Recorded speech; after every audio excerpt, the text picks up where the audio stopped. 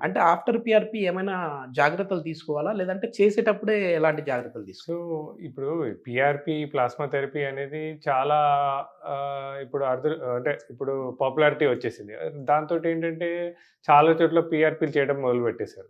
కానీ ఎపియాన్ is the pioneer and ఎపియాన్‌లో అసలు పీఆర్‌పీ అనే పద్ధతి అంటే first of all right from దాన్ని తయారు చేసే పద్ధతి దగ్గర నుంచి మొదలుపెట్టి దాన్ని పేషెంట్‌కి ఇచ్చేటప్పుడు కండిషన్స్ బట్టి అండ్ దెన్ దాని తర్వాత పీఆర్‌పీ తర్వాత తీసుకోవాల్సిన జాగ్రత్తలు. ఇవన్నిటి వల్ల పీఆర్‌పీ ఏపీఎంలో చాలా బాగా సక్సెస్ అయింది. అంటే మనము ఫస్ట్ ప్రిపరేషన్ దగ్గర చూసుకున్నట్టయితే, దానికి ప్రిపరేషన్ కోసమని మన ఎఫ్‌డీఏ కొన్ని పీఆర్‌పీ కిట్స్‌కే దానికి లైసెన్స్ ఇచ్చింది.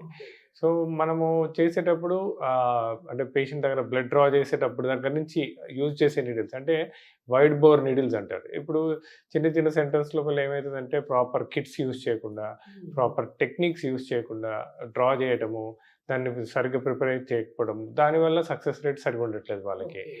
కానీ మా సెంటర్‌లో ఏంటంటే first of all FDA approved kits use చేస్తాం.